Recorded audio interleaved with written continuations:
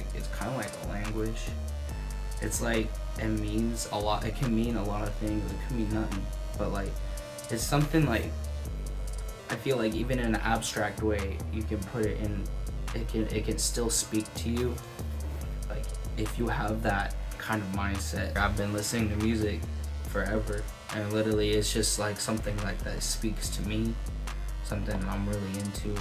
What's up everybody, it's your boy Samurai Sage. So what music means to me is just a way to like express yourself, be able to tell a story, be able to get up those emotions that you have inside. Basically, music is a way to like express yourself, express how you feel. It's also just a good way just to like let your emotions out. And so like there's like different kinds of genres. There's like upbeat music, there's sad music, there's heavy music, there's angry music. So honestly, that's what music means to me, is just like a way to express yourself. And we have better communication with music than we do with just speaking in general language. Like around 5, I got like my first tapes, put them in a little boombox back in like the early 2000s and shit, like listening to a lot of different shit like Nirvana. I was listening to, you know, like Def Leppard. I was listening to a lot of Dio. I like Dio. Scorpion was my favorite band. I love Scorpion, that shit was lit. I started listening to like dubstep a little later in life. Kind of like got into that, and then I started getting into more trap and hip hop into the later stages. So honestly, when I started making music was when I met DRACODUBZ and just started hanging out with him more, seeing how he makes the music from scratch, and I was like, oh, this is really interesting, and caught my interest. And then I was like, you know what, I thought it was kind of interesting, so I was like, one day I was thinking, I was like, hey, what should my DJ name be? And I was thinking about it. I was like, you know what, if I had a DJ name, it'd be Samurai Sage. And then I came up with the DJ name, and then I started making music around 2021, I think, 2022, around there, and just started making hardstyle with hip hop and all that stuff. And honestly, the reason why I make music is because like there's a lot of stuff that, since I'm more of an ambivert, I fall into more of an introvert side. So there's a lot of stuff I just internalize. I don't really let out. I don't really talk to a lot of people about it. So like with music, I'm able to express some of that stuff that I've been thinking, or just like want to get out and just want to put out there. And you know, it could be positive, it could be like, you know, deep or whatever, but you know, honestly, it's just a good outlet just to let a lot of emotions out. I started music when I was 12. That's when I started doing dubstep. I started moving up, doing the trap and hip hop influences. I don't know, I felt like I needed to add something to it, so I started adding words to my music around like post-pandemic times. And then like right now, I've been really trying to work on expanding it. And like I try to write like all the things that goes on in here, you know, because like as I grew up, I went through a lot of shit, a lot of social destruction, a lot of destruction, self-destruction. You know, I was dealing with a lot of shit, especially growing up in Sun Valley. That shit was crazy. You know, I was with my old partner at the time. Not gonna say his name. He's in jail right now. Hopefully he stays in there. But like, he kind of helped me out. He helped me start getting into it. And then like I really kind of launched since 2012. And it kind of really helped open me up to like, and kind of like helps me get everything onto paper. It helps me, it's like an outlet. And it was a really good outlet for what I had and all that shit. So I have ADHD, Asperger's, that kind of shit. But like, other than that, it's just like a lot of those like confusion in life kind of gets cleared up once you kind of like get all that out. It's like a diary. It's pretty fun though. It's really fun, especially we do with other people. It's like the best thing ever because you get a different perspective from everybody. Like everyone gets to like let out their own pain and their words. I grew up in I was born in outside Chicago, small town of Rock Falls, Illinois. I moved out here to Nevada when I was 8 years old. Like my family was just me, my sister, my mom, and my dad. You know, we were out here for a while. You know, my dad was a little distant, but I love him. He was a little distant, but I do love him. My mom, she's a hard woman, but I love her. My sister, she's great. She's great. She's definitely very shy, but she's a good person. We moved out here when the 2008 recession was happening. We had to sell the house. Move somewhere cheaper, so we moved out here in Nevada. I grew up in Sun Valley, Nevada, right outside Reno, and basically my dad and my mom got divorced. We fucking tough. It was really tough. I met this guy. He came into our lives. I started befriending him really quickly. He had a lot of knowledge. He taught me a lot of like street knowledge and stuff like that. That's just how it was till like around the pandemic time. He got locked up. You know, my family was hurt from him over the years. Like, he started out such a nice guy, but just went down that fucking dark path. Fucked with all of our heads, man. I was just mourned. There's a lot of shit, so much personal shit between the years of 2014 to like 2020. It's ridiculous. It's just so much. A lot of pain goes in within our family. It was a crazy man. It was a crazy man. Made himself seem like someone else who wasn't, you know. And what's one thing? Don't ever trust people you feel like they're too good to be true. It might be. You know what I mean? That's how it is sometimes. Just have your family's back. You know, just protect your family at all times. Fucking Sun Valley was crazy. Sometimes I wouldn't even sleep in the house. I'd like sleep outside. It was cold, but like I kind of like sleeping outside. This is how it was. I'd hear like gunshots at night. Shit's fucking crazy. Like cop cars flying down the street. So like, there's a lot of shit going on to the point where I needed an outlet. So I started making music. Age 13, I started working on making music, like dubstep music, stuff like that. I like EDM. I grew up with hip hop and like 80s rock, because I had those little mixtapes that I got from my bus driver when I was a kid back in elementary. But I really fuck with the music I be making these days. I just kind of stick with dubstep, and then I started doing more hip hop stuff not too long ago. I still do the dubstep stuff, but I do like making hip hop because like I got a lot that I gotta let out. A lot of anger, a lot of sadness, there's a lot of distrust I have with the system, especially here in Nevada right now. It's so hard to get a job out here. My track record's like fucking ass cheeks, so I'll be trying to get these side gigs right now. But yeah, it's just life be crazy right now. But with music is just something that really like helped heal my soul. There was so many albums I've listened to from artists that I grew up with that really. I met boy DRACODUBZ, and like honestly, I started seeing him do music and like how he started making his stuff, and I was like, oh, this is really interesting, just because like I started really working on myself and just like exploring different things and different ideas. So when I saw that, I'm like, oh, this is really cool, and I started hanging around him more and more, and it just kind of like rubbed off on me. I'm like, you know what, if he can do it, why can't I do it too, you know? And just came up with Samurai Sage. When I was watching Naruto, it's partly that, and then also just because I like samurais. So there's that, and then just like started making rap, because I know like you can have a lot more meaning and rhyme and flow to rap there that a lot of like other kind of songs don't really have. So it makes it kind of unique to each person, and you could just like fine tune it to your liking and stuff. And then with like the EDM and stuff, it makes it new, makes it interesting, and just like try and give things variety and difference to it. So that's how I have for it.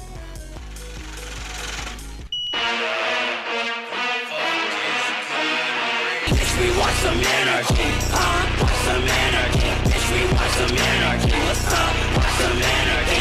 Pull up in the suburbs in a tank, ain't got no self-esteem. Freedom is for privilege, watch while we be out here struggling. Why you trying to snitch? Why you front bitch? Pull up with the stick, AK with the 30 clip. Why you trying to bitch? Why you tripping bitch?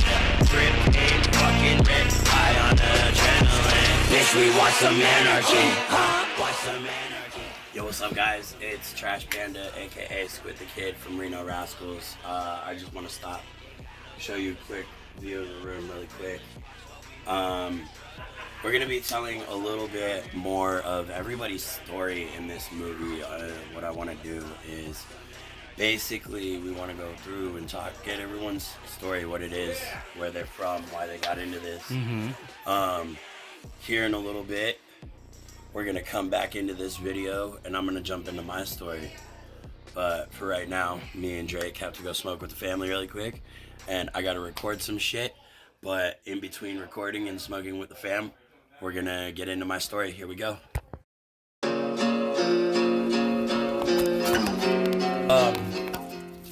Music to me means a lot, man. Like, music brings us all together collectively, no matter where we come from, what our background is. Like, friendship, family, and being connected by something that's greater than us. Definitely.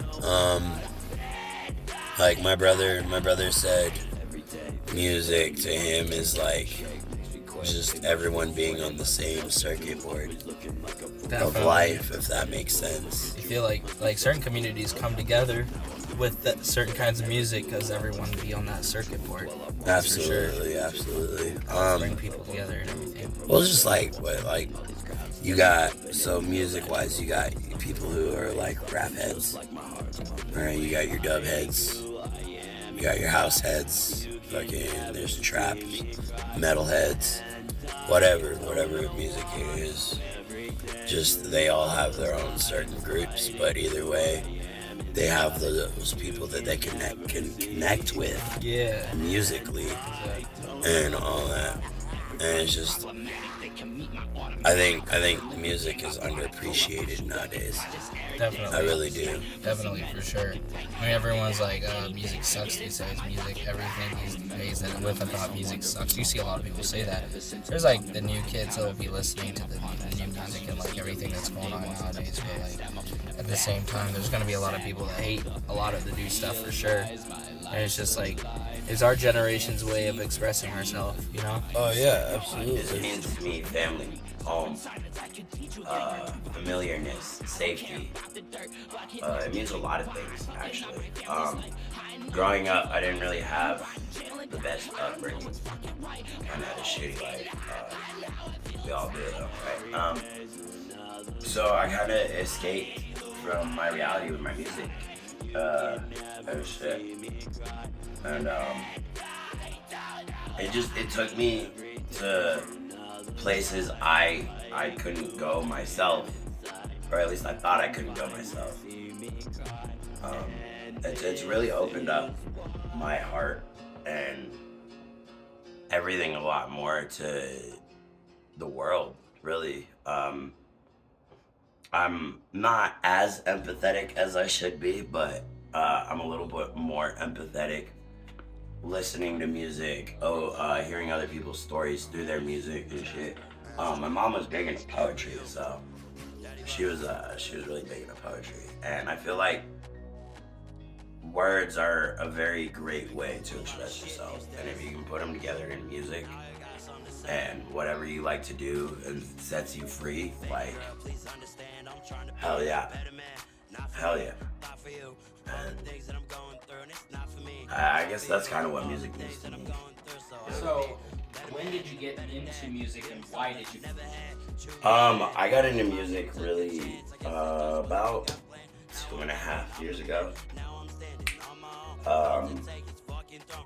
And I got into it because I had something I wanted to say. And I didn't know how to just tell people what I wanted to say. So I kind of went to my music to say it. Like, when you said you got it 2 years ago. Yeah. So, like, who's like your biggest inspirations in music right now? So I got inspirations in all different genres. So like I like Ashanti because you know that bitch is like, what's up, babe? But like I like Ashanti to fucking Jaja Boys, which is like country rap and shit like that, right? And you got Upchurch, shout out Upchurch. You got a whole bunch of different people, so I can't really say I have one main influence. What's like your favorite song you've made so far? Like, where can you find it for people to listen to? So I was just telling you the other day about this. My favorite song that I've done so far has to be my first solo, and it just dropped. Like, and I'm not trying to steal clout from no one because homie's song dropped that day too, right? Yeah, of course. Yeah. So, but this is like my favorite song, bro, and it's because it means the most to me. Cause like this is something I put down for my kids, bro. Like it's called "Show Your Son How to Be Man," and you can find it on YouTube, SoundCloud. got a music video up on Trashbeast YouTube. Yeah, music videos up on the Trashbeast YouTube. But it just, I get into how I didn't really have a dad. Like, my dad wasn't really there. There was a guy who was like a stepdad who helped raise me, I guess, and shit like that. But why didn't my dad want me? You know what I mean? So it gets into the fact of like all the shit I had to stumble and fall through to learn because my dad wasn't really there. My son's not gonna have to go through all that stumbling and falling because I'm gonna be there. He's gonna learn because of my mistakes, and that's really what the song is about. Yeah. A lot better. He got you, know, and if anything goes wrong, just want to figure shit out. You show him how to Absolutely. That's such a good song. It really is, bro. It's one of my favorite.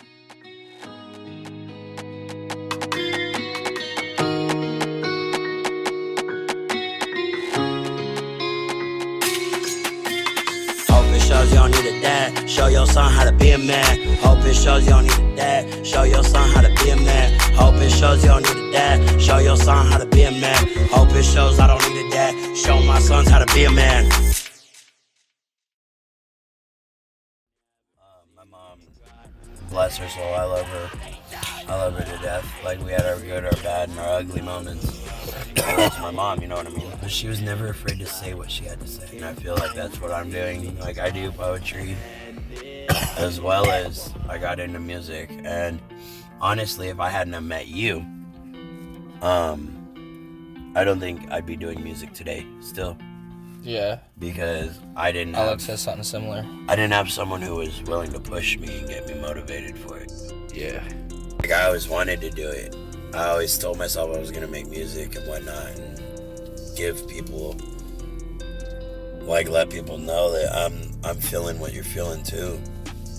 But I didn't have anyone to push me into going forward into that and actually recording and all that, and that's where you played a big part.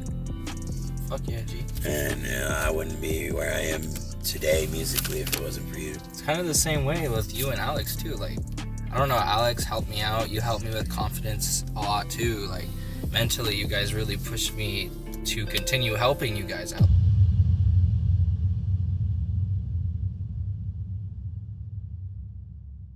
To anyone out there aspiring to make music, if you set your mind to it and you got the dedication and you got a voice and you have something you want to say, fucking say it. Definitely. Say it loud, say it proud, say it with your chest. Don't let the world hold you down.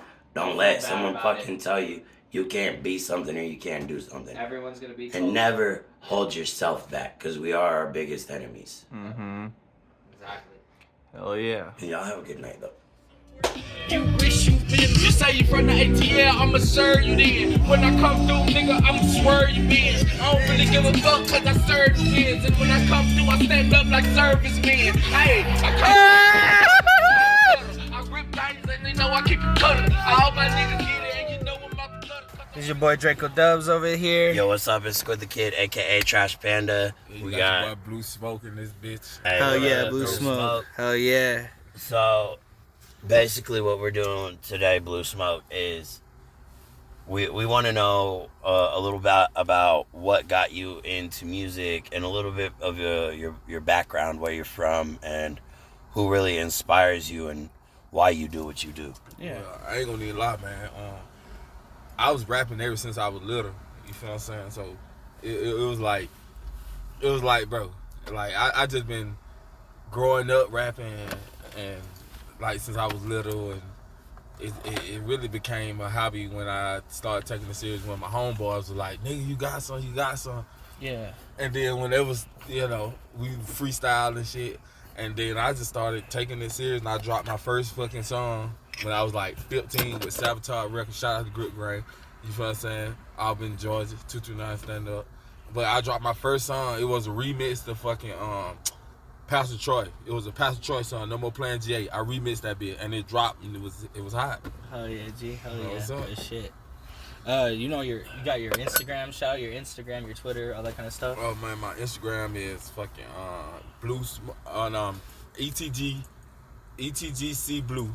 My Facebook ETGC Blue. Y'all go follow your boy. SoundCloud ETGC Blue.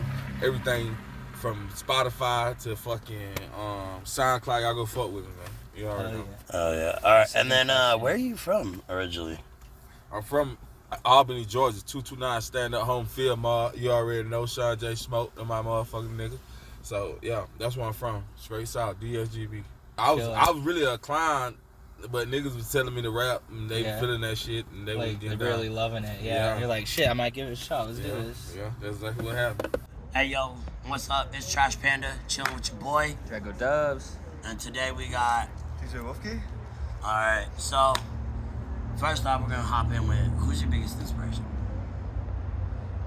My biggest inspiration is Surreal is like somebody that I've always S3RL, Happy Hardcore DJ in Australia has always been one of my big inspirations because he like when I started to get into DJing, I watched him immediately go around the world. Like went to Australia, like he went from Australia to Europe and he went to America and played a bunch of shows all over everywhere. And I'm like, well, fuck it, this is somebody that's not far from me, so I kind of want to follow that and do that same thing. And I started off just playing after parties, like how everybody does. Nobody's on the decks. You're like, well, I can't play around with it. They're like, shit, no problem. And I was like 15, 16 years old playing after parties, kind of just playing with some vinyl with one of my buddies stuff, and I like got really hooked in it. It's like, oh, this is like to play different music and watch people like vibe with it and have that melodic control over people. It's like, oh, I gotta get more into this. Hell yeah. So where are you from? Melbourne originally, Melbourne, Australia. Hell yeah. Lots of traveling for here in Reno. All real Aussie here. Yeah. So when you be in Australia, I gotta ask, what's that whole throw another shrimp on the barbie thing about? Fucking some American bullshit. Yeah, sounds about right. Fucking prawns. That's all the American will call them. Right, yeah. Exactly. Oh, that's good. All right, so you're from Australia. Where'd you go to school out there? Catholic schools, Catholic private schools growing up, and then I went to Melbourne Institute of Technology for uni, and then. So basically, what he's saying is, this guy's a shit. Well, I run the furry event here in town, so exactly. That's an obvious sell that I'm afraid. Hell yeah. Also, shout out Carl Swin. Shout out Carl Swin. They're my venue here for Romp Reno, which is my monthly event. It's every third Saturday here. Dude, this is so dope. What was it like growing up for you? And being a gay man in Australia is a bit rough. Kind of like outcasted a lot, and tried to find my place in my group, which is where the like rave scene and all of that really is prominent in my life, because it's that found family, not the family you're born with. Yep. It's the blood of the continent, you stick it in the water of the womb. Yep. Yep. Drake, you got any questions? I got the big main questions. What does music mean to you? Like, as a whole. It's a big question. It's a freedom of expression in a lot of ways. It's like, if I'm ever in a crappy mood and I'm like really just angry about something, it's like, all right, fuck it, we're gonna go throw on some really aggressive hardstyle, just get that emotion out with music. And it's music to me is more than just an emotional release. It's like a spiritual connection. Yeah. This is like, people say, oh, churches are huge and churches are major. Fucking, I went to the Depeche show last weekend, had a more spiritual experience there than I've ever had. Oh yeah, for real. Bomb. They are one of my favorite. Like my husband and I are massive Depeche Mode fans. Yeah, we've seen them 3 times. Hey, let's go. Las Vegas and San Francisco. Damn, hell yeah. And then they're doing Germany next year, so we're trying to go to a Berlin show. Oh like shit! The ultimate Depeche Mode show is going to Germany. Damn, so, that sounds lit. That's hopefully a goal for us. Sounds lit as fuck. So, how hard was it for you to adjust from Australia to America? It's fucking still adjusting. I've been doing it since 2012, and I'm still like, what the fuck? I have those moments all the time. It's like, You never know what to expect, man. There's some interesting stuff that goes on here sometimes. oh fuck, it's wild in this area. Oh yeah, it's Wild Wild West out here. Yeah, it is wild. Working at West. Louis Bass House, remember that? Oh yeah, Louis Bass Corner. You know what Louis Bass Corner is? Do you ever had Basque food? Basque? Basque food? Yeah. I don't think I have. So like, what was the one? They had lamb dips, which is like, Ooh. the dips that you have with au jus and shit like Yeah, that. you dip the But it's lamb with in it. lamb. Yeah. Fuck yeah, that sounds They got fun. oxtails and shit like Oh that. yeah, Those are I'm so a huge fan. fucking I love fire. the pho place right down the street. There. Yes. Okay, SF okay. Kitchen. Yes. Fucking the bomb. They have really good oxtail soup. LNL, yeah, LNL's pretty fucking good too. Yeah. I Yeah, used to, really good I worked oxtail at soup. Subaru right, that dealership right there. So What? I was When did you start getting into music and why? I started DJing and like playing music and doing that when I was like 14 to 15, and I started doing it because it was just like, well, it was fun to do at the after parties. Kind of gave me something to do, and then when I wasn't in like school or going to classes, everything, it kind of gave me that little extra something to keep me out of trouble. When I was going home and throwing some vinyls on and playing music was me not going out and getting fucking trouble in Melbourne streets. Hell yeah. Shit, I wish I had learned that at these kids. I still got heaps of fucking trouble. But I would be in jail right now if it hadn't been for music Look, helping bro, give me I got an outlet. aggravated assault on a fucking campus security guard, so That's a rough one. Yeah. I can never work for a private security company ever in my life. Damn. I mean, Was that like what, high school, I can't elementary, either, what? but that's because Nah, of the nigga, wheelchair. that was when I was bro. You're 21? Yeah, I just found out my mom died and shit. And Damn, I remember that. I got hella fucking faded. Ended up at a party at the college campus out there in Illinois. Yeah. And this college cop tried to fucking get me to leave the campus, and I beat the fuck. What? Blacked out drunk. That's crazy. Damn. 18 months. You had that emotion, you just needed a way to get it out, and you would have that music. it was- 18 months in prison, bro. Because Damn. anything over a year, you're in prison. Damn, that sucks, dude. That's wild.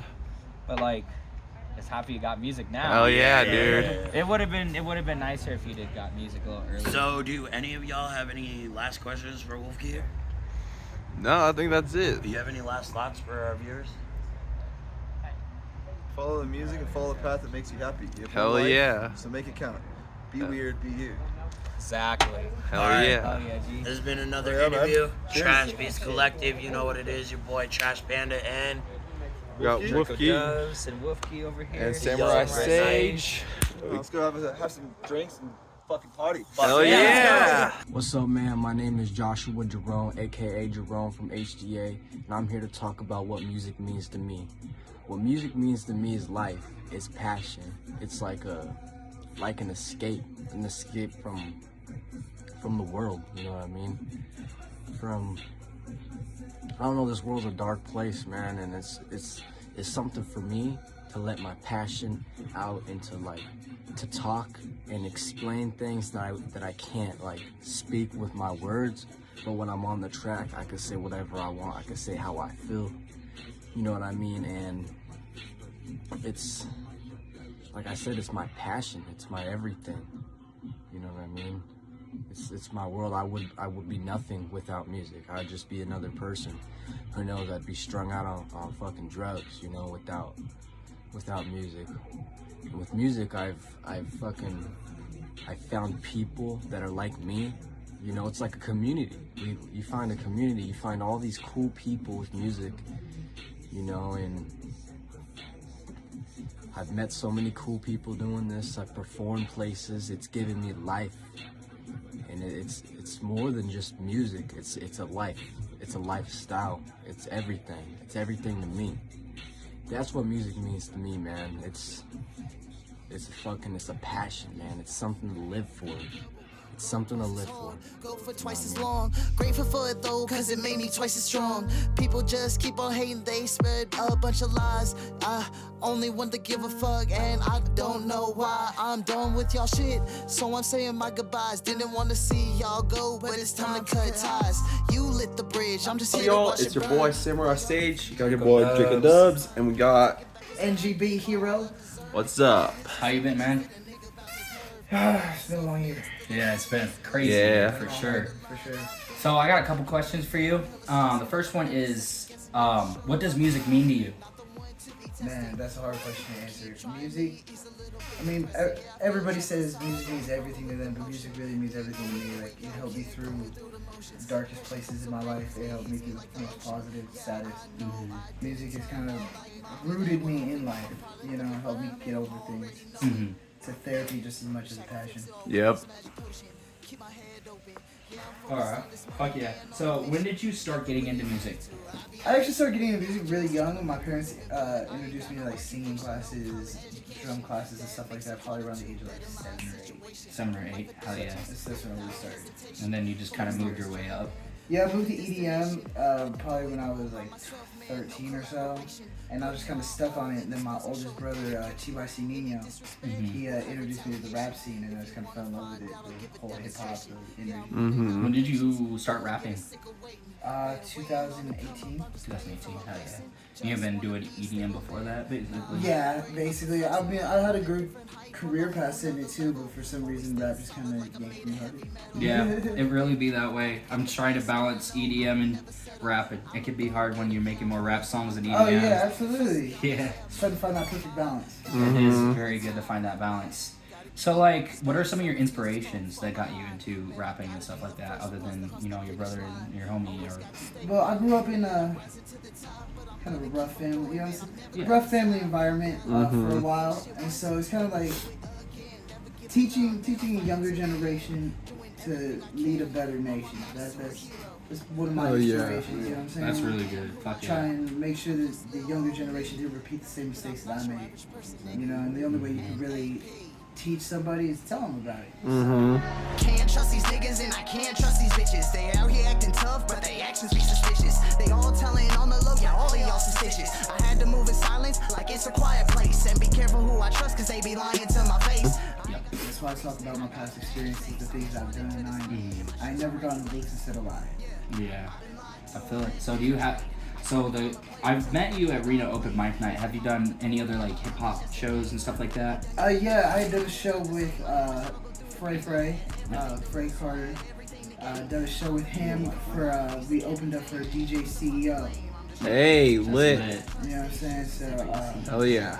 We were up there with the whole mob. We call it the mob. You got Jaws, Max Payne, Psy Mob, TYC Nino, TYC Hero, TYC Fray. I mean, all of our names have changed time since then. Yeah. But you know, Jaws is still around out here in Reno. TYC Nino is still out here in Reno. I kind of moved back and forth everywhere. You're like the NGB, what does that stand for? Never going back. Hell yeah. Never repeating the past. You know, it was once said that those who do not learn from history are doomed to repeat it. So exactly. Facts. Big facts. For real.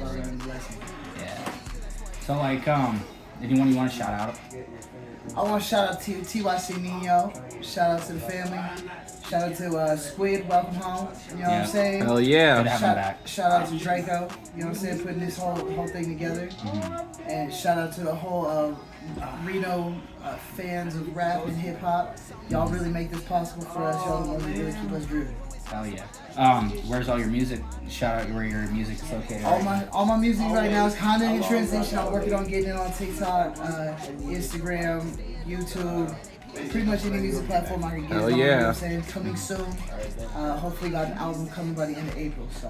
Fuck yeah. That's hell yeah. What advice would you... Well, did I already ask that? What advice would you want to give to the world? No. What advice would I give to the world? Y'all just... Man. It's not that bad. It could be so much worse. It could. Just remember that. Yep. Oh yeah. For real. And the struggle makes us stronger. Man, but it doesn't kill us, only makes us stronger. You were given struggle because you were strong enough to make it through it. Struggle's a gift, man. Oh yeah. Is there anything else you want to say or bring up? Man, get this music, get this money, man. Hell yeah.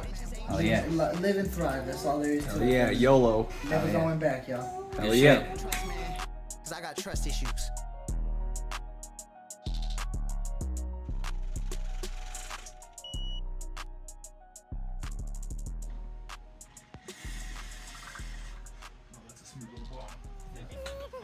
He just played it too. What's up, it's Trash Panda sitting here with your boy, DRACODUBZ. Today we got PISCO, Jacob Robbins.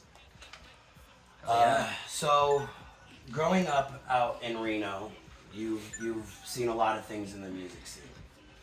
Who's one of your biggest inspirations? Out here? In general, in music. Oh. In music, well, I grew up on West Coast, like gangster rap shit. So I wasn't really exposed to good music till later. Like all the underground MCs, like I didn't follow Wu-Tang until I was late in my 20s, like early 30s. Where were we? Biggest inspirations. Biggest inspirations. Yeah. We'll just stick with locally, because I really don't give a fuck about any of the other stuff. I hear when old school rapping shit comes on, I'm like, turn it off. I don't hear any of that shit. It's already established. Yeah, I don't care. So locally, Negative Element. They just go by Element now. If they're even, I'm not even sure if they're even a working group right now. Yeah. Oh. But like Meta, Dialect, Steez, he was the first one that got me into this.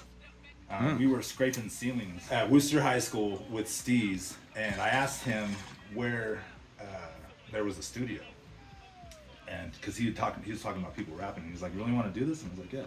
So he hooked me up with Dialect, and I wrote my first song at Sparks High School when I was 18 years old. It was like 1996. Oh, lit. And so I wrote that, and I recorded with him, and it was a horrible song. It was called Reno City Players. And then I recorded another song with him, and we used to call him CD back then, but Dash. I recorded a song with him, and that was a song just about like positivity shit. It was also one of those ones that I'm not super cool with. I think everybody hates their first music. I have Switch Lanes, my very first track. Yeah, I hate dude, my it's so big. Like the flow on my first track is so basic, but I don't know. Views. Yeah. So where'd you grow up? I was born in Southern California in San Bernardino. I moved here when I was 3 with my mom, and I was raised in Reno. I grew up in Panther Valley. I lived in the trailer park there. That used to be the KOA. It's now the Panther Valley Trailer Park. It's right there in the beginning. I know exactly where you're talking about. I lived on every single row on each side of both tent areas. For 9 years I lived there. I grew up there pretty much all through high school. Mostly high school, like my freshman and sophomore years before I dropped out. I dropped out because I started doing graffiti. Oh. So I was off painting trains every day with the boys. And so I dropped out, and then, that's a crazy story too. I dropped out, and I started to, I forgot what I was fucking saying. You're talking graffiti. Talk about graffiti and stuff when you dropped out. You started doing something. Oh, I was talking about I dropped out, but I went back to school, and that's how I ended up meeting Steez, because I felt like a loser. I took my junior year off, and I was like, oh, I'm a dropout. I did a GED, all this shit, you know what I mean? So I went back to school, and tried to go to Sparks. They wouldn't take me. I went back to Worcester. Worcester took me. They put me on, and that's how I met Steez, and that's how I got started. Now I don't know what the fuck we were talking about. It's gonna be a rough interview, bro. Oh, all good. Like he said, you're gonna notice it a lot. What were we talking about? Will you hand me that hat over there real quick? What were we talking about? I gotta throw this out there real quick. Yeah, absolutely. So speaking of, this is one of my graffiti crews, STP, Set the Pace.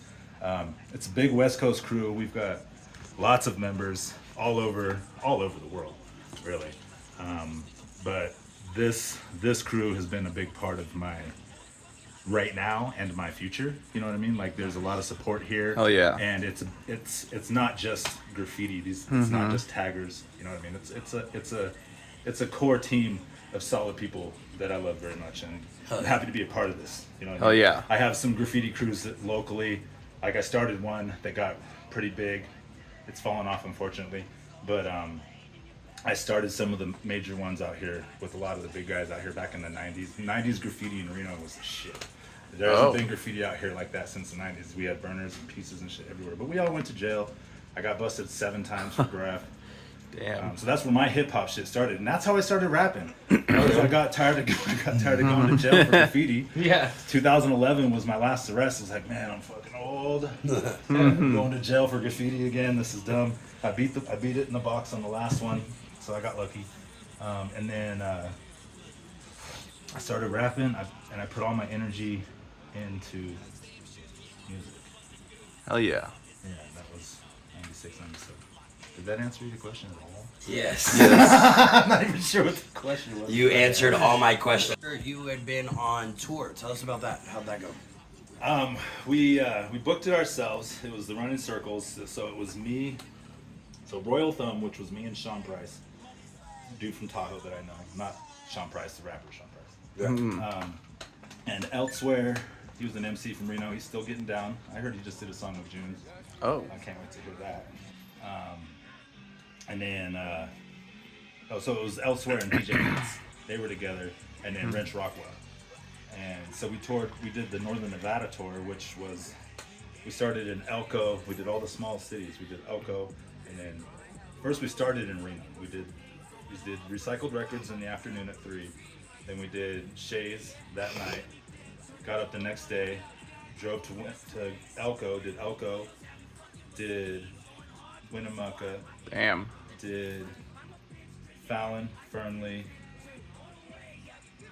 Reno again, Tahoe, no, Truckee, and then Southwood. And that was the last thing we did. But it was a lot of fun because it was all Nevada. Yeah. And it was like we did it ourselves. We'd never been on like official tours. I was in a band for a lot of years called Face Bath. Started in 2002. My mom told me about them. About Face Bath? She was friends with one of the fucking guitarists. Okay, which one? Dude, I was Pat or fucking long hair beard. Oh, Alcifer, Al. Yeah. Al Black. Al, yeah. Yeah, he's cool. Al's a good guy. Yeah, he was friends with my mom for a while when she did foster care. Really? Yeah, he was with us. Yeah, I did that band for a long time. I was the first MC in there. And then I was in that band for 5 years. Oh, wow. Yeah, it was a metal band. Nice. What? Lit. Hell yeah. Yeah, that's cool. That's lit. How they were like metal. That's how I cut my teeth in Reno on stages, was going around and doing metal shows. So all my shows, we were setting up a whole band. That's how I know a lot of this electronic bullshit. How you see me carry all my shit all the time. Yeah. All my gear. That's what I've done forever since Face Bath. We just fucking always rolled our shit, you know, wherever we had, we brought it with us. That's pretty cool. That's still how I roll. So. Hell yeah. Do you have any advice for people trying to get into music or pursue their passion with music? Oh, dream huge, you know what I mean? Dream big, but don't get blurred in the vision of your dream, because, and don't let people try to come in and blur your vision. Exactly. That's hard, because I'm a dream chaser too. I was an MC before I was doing any of this other shit, you know what I mean, behind the scenes. I don't know, say the question again? Do you have any advice for people pursuing music? Other than blurring the dream, don't let them do it 100%. You can't, if you're gonna be successful, you gotta lock yourself in a bedroom and do it every day. And as soon as you write something, write another one, and keep writing and keep writing and keep writing. And I did this for a lot of years, and it's hard to give that advice, because I did that and I did that and I did that. I started a hip hop crew in Reno called the Reno True MCs, and at the end of it, there was every fucking MC in Reno at that time in 2010 or 2011, whatever it was. See, I already forgot. Do it. You're talking about like the group of the MCs and stuff, and like all the other MCs what going up. advice you have for others? So I spent so much time working. This is the best advice. I spent so much fucking time helping other people and writing and getting things done for everyone else. And I fucking sacrificed so much to put everything together. Yeah. And then at the end of the day, I had nothing.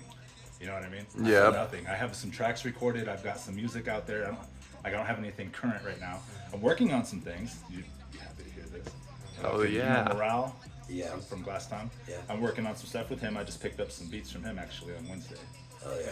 Last week. So I'm working on 2 with him, and then Apprentice and the JUV, and with the Superhero Life. Those guys have always been friends. Sean Price is also working with them, but they're some of the best people in the world to bounce off of. Like, as far as good energy and creative energy. Oh, like okay. They're some of the funnest people to work with. Like, it's the easiest, you know what I mean? Like, I don't know, I really enjoy working with those guys. Hell yeah. That's fire. Yeah, try to not give your energy so much to something that you're not sure is gonna stick. Like, that's why contracts, I hate to say that, but that's why contracts work so well, because you can keep a motherfucker, like, if you got a deal, yeah, you can stick with it. You know what I mean? Like, okay, this is our fucking deal. We're adults now. Yep. You know what I mean? Like, let's fucking do this. You try to keep everything in business solid. Yeah. If you're trying to sell yourself, yeah, make sure you're not out there making an idiot of yourself at the same time. Exactly. You know what I mean? Because Reno's small, and nobody's ever broken out of Reno, and it's going to be really hard for someone to break out of Reno. It is very hard. I mean, it's not going to be simple. Yeah. And you know, there's we're there's going people, as far as like writing a movie right now. That's cool. That's fucking sick. Yeah. Yeah. You know, we're hoping this does St. something, Nicholas, he's acting and doing movie stuff right now. He just did I think it's a Day in Reno, and it's a ninja movie. He's got some martial arts movies. Oh, okay. Yes, St. Nicholas. I can't remember. I need to find out who this is, see if I can be a part of that. That would be cool. I've been acting studio. Yeah. He works with them, and he's already he's filming movies. I'll find that information. There's also this modeling agency out here that my sister used to go to. I'm trying to remember, but they've helped a lot of people from Reno actually get into acting and shit. Yeah. Worldwide. Just kidding. No, that's a movie. It's Step Brothers, right? Yeah. Worldwide. Yeah, no. I don't fucking remember what the name was, but they've helped a lot of people get into acting out here. Yeah. Yeah, there's some bands too. 7 Seconds, have you heard of them? They're a punk band. Oh. From Reno, and they toured all over the world. Look up 7 Seconds. Who else from Reno? Like Dark Carnival was a cool metal band out of Reno, but I don't think they're around anymore. I know Zach Wild. Silent. Zach Wild from Black Label Society used to live out here. Okay. Yeah, there's a lot of people that stay out here. There's like people from Sublime, old bands for sure, Credence and Journey and kind of shit that live out in this area. What was the name of the band? 7 Seconds. Number 7 Seconds. I got a question for you. Yeah. So we haven't mentioned it yet, but when did you start doing the hip hop open mic night and shit? We started the open mic. It was initially, well, okay, we'll go way back. The open mic started with DJ.com and Buddha, and they had the blue lamp. Yeah. Damn, it sounds like they fucking. It does. That's loud. Holy fuck. I'm gonna put like a thing in the corner of the screen saying like fucking washing machines fucking. Right, yeah, way back. Open mic night. What was I saying? Open mic night, way back, Yeah, when way it back. started. So Blue Lamp, they were doing the open mic with .com and Buddha, and then I didn't go to those. They were at the Hideout. At that time, I wasn't rapping. I was doing graph. I was a graffiti writer, so I was on trains. I didn't give a fuck about rap. So they were like, "Come to the open mic." Chris Bix, a bunch of these guys, come, and I'm like, "No, I'm gonna go paint. You guys go do that fucking corny shit, whatever. Yeah. I'm gonna go over here and paint." So then the next time I spent a lot of time at Art Dogs and Grace, like hours and hours every day over there, just hanging out with my buddy TJ and Ted and my friends and stuff. And they decided to open up a hookah lounge on the east side of the room. Now it's all full of water pipes. And they let me paint a piece in there. It said Art Dogs, and then we painted the Rito scene with a character. And so it was the hookah lounge, and we went in there one night, and Meta from Element was doing an open mic, and I was like, "Oh, this is tight." So I started just freestyle rapping. Oh no, this was after Face Pass, so by now I'm already rapping. Okay. Oh, okay. So I go on, I start freestyling, and I'm like, okay, this is cool. And this is where I met Sez, which is Elsewhere, and Reno Raskalz, Cannon. And so we're just hanging out, getting to know each other. We become really best friends. So we're rapping, doing everything together, and Cannon's like, let's do an open mic. So he gets the equipment to do an open mic, and the first one we did was at Shooters. Yeah. And we immediately got kicked out of there. Yeah.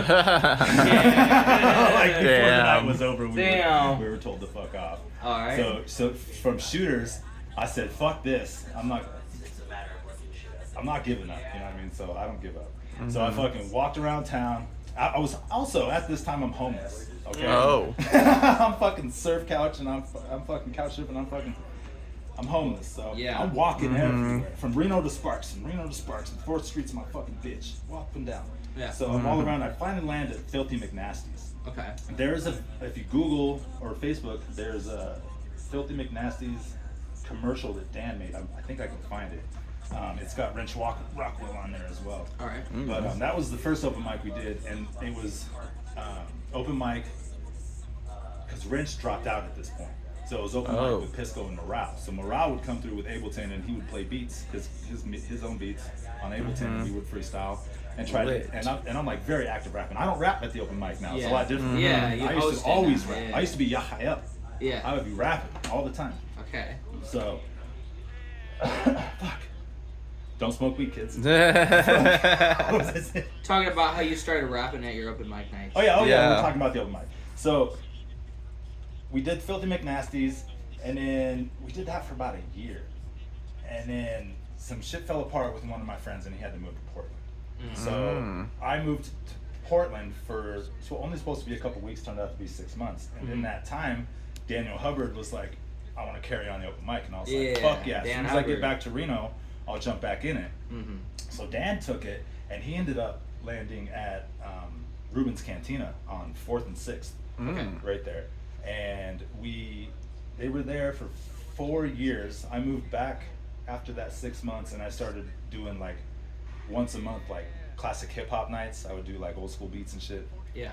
And we did that for 4 years, and then the open mic got shut down because Ruben's closed. And then I was still drinking at this time. Then I got really fucked up. I drank too much. I got cirrhosis. I got liver disease. I almost died. Damn. Fucking take care of yourself. Don't drink yourself to For death. real. Turned into maintenance drinking. I was drinking every fucking day. I had to take shots to get out of bed. It was bad. It was bad. I detoxed for 4 years. You want to know anything about fucking detoxing alcohol? It's a pretty fucked up thing. Yeah. But now I've earned the right to go every 6 months and get fucking ultrasounds on my stomach to make sure I don't have cancer on my pancreas, and fucking blood work once every fucking month. So be careful, check your bodies. You know what I'm saying? Yeah.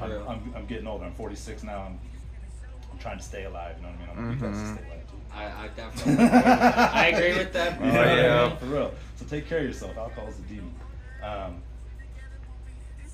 Where was I? Okay, so Ruben's, and then I quit drinking, and then Dan was like, "Hey, do you want to bring the open mic back?" And I was like, "Yeah." So this is 5 years ago.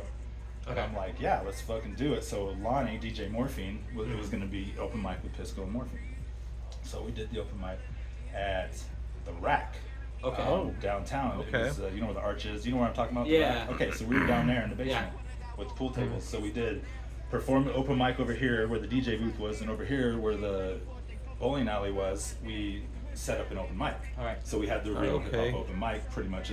We just called it the 775 Street Cipher. Oh, that's pretty fire. That's lit. Yeah. So the 775 Street Cipher was something that I just started on a whim. I got sober, and I went over to Guilty. He had me paint a mural in his shop, Wild West Liquidators. Have you been over there? You should check that out. Wild West Liquidators over. Okay. I can't remember what street it is. Pittman, I think. It's over there off of Rock. But I painted a mural in there for him, and he in trade, and he gave me this big ass speaker. It's got 2 10s in it. It's lights. Oh. We call it the fifth man. It lights up and everything. But it bumps. So I just I posted online. I was like, "Yo, who wants to? If you ever just wanted to take a big ass speaker and pull up on the sidewalk downtown and start rapping," and people were, "Yeah." I was like, "Okay, cool, let's do it." So I fucking just went to I showed up down at the Whale at the City I know Plaza, what that is. and turned the speaker on, and I sat there and one and then another. Yes. This is how I met Yahael. This is how I met Charlie Brown. This is how I Damn. met Slushy. This is Yes. how That's all lit. these motherfuckers How it all started. just coming out. Yeah. So I was like, okay, cool. And so we did the Rack, and then COVID happened. No. Exactly. This is like 2019. So we were right? at the Rack 2020. for a year, and the Rack was cool because they were paying us. Okay. So they were giving me money for that. That was before I had to figure out how to make it on my own. You know what I mean? Because really, before that, the open mic was non-profitable. We out of pocket, always on our own time, always sacrificed, but we did it because we love it. Hip hop, you know what I mean? Because we love it. So it is what it is. Damn, I had a point now. I spaced it. Well, we are in the pandemic now during. Oh yeah, so the pandemic hit. So damn. He got out. Did he jump? It's right in my ear. For some Wade. Oh shit. Yeah. There's a nuggie sitting over there on my phone. Oh, here it. Next to the Pandemic. pen. What happened after the pandemic? How did we come back? Oh. They were starting to open shows up. They just started to open up bars and stuff again. And we were like, well, let's try it somewhere small. So that's when we went to the 4th Street Bar. Yes. So that's where I met you guys, right? Yep. That's the 4th Street Bar. So we did the 4th Street Bar for a year. And then we left the 4th Street Bar. And then we had a rough year in 2023. Yeah, 2023 was a pretty. Yeah, the end of 2022 and 2023 was rough. We were at the Elbow Room. We were at 5 different venues. The Ranch House. Yep. We were at Cypress. Cypress. No, we didn't do Cypress. We haven't yet, but we can. No. You should talk to Cypress. Yeah, then. dude, they're really cool. Cypress I met them. has been doing their own open mic type thing. I met them. They're You really should cool. totally try to get with them. It's this one chick, right right? now the open mic is on hiatus. I need to know that because 2023 was such a rough year. So then maybe you can help me out here. Yeah, yeah, we'll the get in touch. reason that we've been moved so many times is because people can't stop disrespecting the venue. All you gotta do is respect the venue. Hard. Don't bring outside liquor in. Don't do anything to upset the venue. Yeah. Don't trash it. Don't try to steal from them. Exactly. Don't, you know what I mean? Just respect the venue. Respect hip hop. Hip hop is respect. Respect, love, peace. Exactly. Love, hip hop. You know what I'm saying? Yep. Respect. So if we can do that, the open mic will thrive. You know what I mean? The open mic will thrive.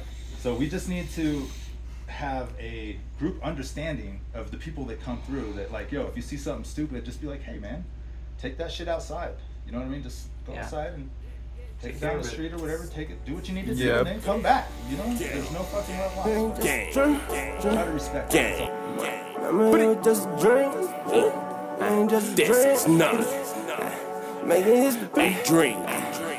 We are making history. Remember, it was just a dream. It ain't just a dream. Breaking records out, we both making history. When they all came to me, I didn't thought I wouldn't be. Now who's best in the league? Why they go and get this victory? Yeah, victory. Breaking records out, we both making history. When they all came to me, I didn't thought I wouldn't be. Now who's best in the league? Why they go? Yo, what's up, everybody? It's your boy Samurai Sage. We got your boy DRACODUBZ. RDF Fred Carter in this bitch. How you doing? Hey, yeah, we got vodka Grey Goose shots right here. We in the studio right now. We're still doing some shots for the movie. We wanted to bring special guest FRAY Carter. RDF FRAY Carter. What's up? How y'all doing now? So we have a couple questions we want to ask you, and first question I wanted to ask is, how did you get into music? Shit. I got into music as a kid, I guess. I always liked music, bro. When I was younger, I used to get $20 from my grandma one day. Wait like another 2 or 3 days, go get another $20. Save them both, go to the motherfucking store, cash out for all ones. Go into my room, lock the door, slap the radio, and throw money everywhere, jumping on the bed like I was a rapper and shit. Oh yeah, dude. I always been into music, bro. I don't know, I always wanted to be a rapper. You know what I'm saying? When did you like come up with the name RDF FRAY Carter, and how did you come up with it? Shit, RDF FRAY Carter? Maybe not too long ago, bro. I'm always coming up with new names and shit. I feel like if the FRAY, the main name, the FRAY. FRAY was with the Ouija board on some real shit. Nice. But yeah, it spelled that shit out. Where did you just go with a couple buddies to like a location and just kind of like fucked around and then it's spelled out we FRAY? played that shit. So my best friend, Joe Nathan Hudson, back from Los Banos, so at the time it was actually from the Ouija board. We were playing the Ouija board and shit. And Yeah, that shit spells out FRAY. And you, where did you guys go? Did you guys go like to a warehouse or something like that? Let's go play it. Yeah, where'd you guys go play it? Well, actually, Joe Cuddy. That's weird that you said that. Joe Cuddy used to fucking like break into this fucking old factory door warehouse in Las Vegas, and that nigga was living in there for like 2-3 months, bro. Damn. Before I met him. But it's weird because his parents are like pastors and like actually have good jobs and shit, and this fool was just like just fucking around. I don't know what the fuck he was doing, dog. People be on different shit, man. Right. But yeah, so he was friends with my cousin Corey, and I was like more of a Christian at the time. Like, not saying I'm not a Christian, but I felt like God was telling me like, you know, you need to like help this fucking dude right here, which was my cousin's friend. And I seen him at Taco Bell one day, like he came up to the door fucked up, like couldn't tell anything what was going on. Me and my baby mom were eating. We were talking about him. It was crazy. And then I was like, oh shit. I was like, look. And then she looked at the door and that motherfucker popped up at the door at Taco Bell just all fucked up, bro. Triple C's and like liquor and shit. Oh. His pants are all falling off. I get that for a ride home. I'm like, yo, what I gotta do to get you to go to church with me? Yeah. He's like, well, come drink with me and then I'll go to church with you. And then I went to go drink with him. We became best friends and now I'm the devil. So yeah. Hey, we all fucking sinners and shit. Me up too, bro. I'm like, but did God want me to get fucked up like that? I don't know. I mean, he put you on this career path, so like. If I did, it's for the greater of the good, right? Right. I hope Joe. But so he still killed himself. So. Oh, rest in peace. R.I.P. Is that what's on your arm right there? Yes. I'm gonna show that. Right there. Rest in peace. My best friend. Oh yeah, dude. He taught me how to do my ad libs. Nice. So hell yeah. Influencer on your ad libs. That's good. Definitely. So when did? So actually, I innovated it, but you know what I'm saying. Yeah. So what does music necessarily mean to you? You know, what does it mean to you? Music means peace of mind, I guess. It means fucking counseling. It means everything to me. Like shit, without music, I'd probably be dead right now, and I wouldn't be as far in life as I am, bro. Me too. I feel the same way. Yeah, I've been a lot of places just from my music and just going to places like Vegas and Oregon and this place and that place, knowing I can do music and make connections that way and do other things. So that's what the fuck I do. Like I might not be rich from it, but I'm kind of rich from it. You understand what I'm saying? Yeah. You get a lot of experience. You meet a lot of cool people throughout the process of it. And I feel like God always has my back in some type of way with me, you know? Yeah, definitely. And I heard this quote. It's like you miss 99% of the shots you don't take. Say even when I'm down bad, I know how to bounce back. Go to work, on them, watch it stack. This is not a new outlet. Bitch, I've been about it. They say I couldn't, but I'm up. Yeah, watch out like bitch, I've been about it. They say I couldn't, but I'm up. Yeah, watch out. Just like I'm so fucking pissed off because before COVID hit, I was chilling with Walker Flock and Flame at the GSR. And he was just here last night again for the first time since COVID. Yeah. But, you know, situations with my baby mama and shit kind of made me to where I couldn't go last night. And I'm like, damn, bro, all I needed was one fucking weekend, you know? Yeah. That COVID shit really fucking put a dampener on literally our progress. And when I was on tour in Atlanta and Florida, I was kind of looking for Waka, like, yo, like, where's Waka gonna be? Because his mom be doing real estate, and I guess he does it with her, and they do little like ceremonies and classes and shit for people to where the people pay and they go learn shit, whatever the fuck. So I was trying to find them on that shit, but they didn't have anything going on while I was on tour, and when I was actually in Atlanta before I went to fucking Jacksonville, Florida. So I couldn't find them there, so I was hoping I could do it this time, and you know, it just sucks when the baby mama's a dumb bitch. We all dated a dumb bitch at one time. We all regret our decisions, but we learned from that shit. Fucking real. Based as fuck. are some of the other questions y'all had for me?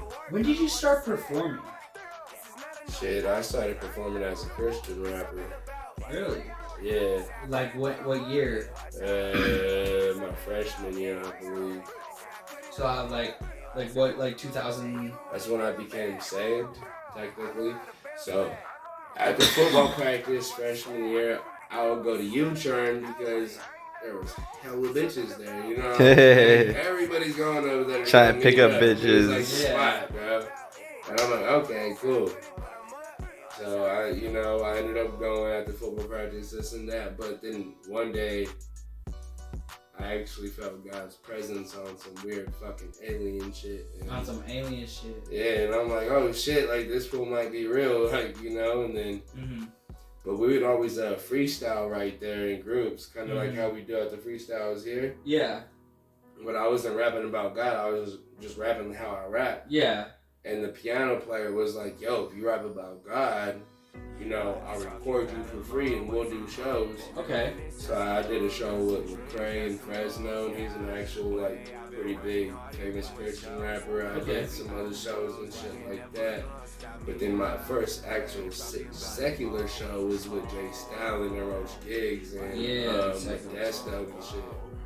Lit. What are some of your inspirations that inspired you to get into music, and like what kind of like made you choose your flow? I don't really have a flow, I believe. I adapt to what's around me just like in real life. So whatever type of beat I hear, I might do some R&B shit to that. I might do some fucking whatever Juice WRLD fucking Lil Uzi Vert shit to that, and I might do some Tupac shit to that. You know, you don't know what you're gonna get out of me, bro. But whatever you feel on the beat, right? But that shit's always gonna be real. You know what I'm saying? Hell yeah. And I'm gonna be me every single time. I ain't rapping about no fake. Exactly, 100%. Yeah, for real. You know, just get in tune with the Most High and do what you gotta do. Yeah, YOLO, live your life to the fullest. You know, find your flow, find your shit. Same shit, do something different, right? Try something new. Yeah, you only live once, so you never know if you like it until you try it. You know, don't judge it and all that and hate on it until you like actually understand like where that person's coming from and shit. Because like there's different kinds of walks of life, different like styles and shit, and everyone has their own story. Living a deep life to an extent. Yeah, but definitely this music video I'm about to shoot this weekend, that shit's gonna be lit, man. We got a motherfucking banger. Shout out to my brother Mayhem. You know what I'm saying? Mr. Mayday right there, that's my older brother. Nice. And, Let's go. Any other people you want to shout out this shit's about to be lit, man. You grew up with? Any other people you want to shout out to the crowd? Shout out y'all right here, bro. Yeah, fam, I fuck with y'all, yes. Trashbeast, bro. Shout out PISCO. Shout out my nigga Flacco. Pack City, you know what I'm saying? Shout out Chris G. Script is a motherfucking legend, bro. He makes raw ass music. He remind me of Shy Glizzy. That's one of my favorite rappers. Nice. And KO, Momatic. Everybody else just doing their thing, bro. My nigga Cali Badio back in Cali. That's it, really. Hell yeah. But hey, I'm coming this year for sure, bro. I ain't stopping this shit. I ain't stopping for no bitch. I ain't stopping for no nigga. I ain't stopping for nobody, bro. Goals first and everything else is on the back burner, but we handle that shit like motherfuckers rocking and rolling out here. And we are respectful motherfucking professionals, but these hands are on the front burner. Yeah. Let's get it. Hell yeah. If y'all didn't know, I have my third album released on SoundCloud, Trashbeast Collective, so go check it out if you haven't heard it yet. Alright, Samurai Sage, sign off, y'all. Peace.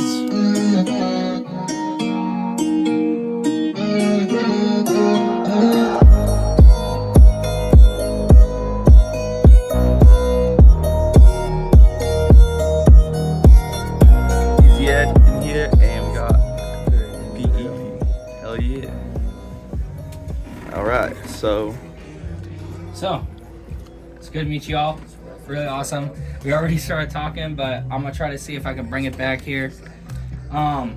First question I want to ask y'all is, where y'all from? I'm from Merced, I mean California. Yeah, I mean the Valley. If you know where Fresno is and Modesto, it's like right in between there. Yeah, that's pretty cool. I'm from Richmond, California. It's kind of like by Oakland, I guess, or if you're to Alameda or Hayward or some shit like Hayward, that. shout out Hayward. Or like Vallejo. Yeah. Like Hell yeah. Hell yeah. So like, when did you all start getting into music when you guys lived in Cali at the time, or? I've been in California my whole life. I've been in Nevada now probably for like 8 years out here in Reno. Nice. But other than that, yeah, I've been in California my whole life, and I'm 30 for me, so. Hell yeah. Hell yeah.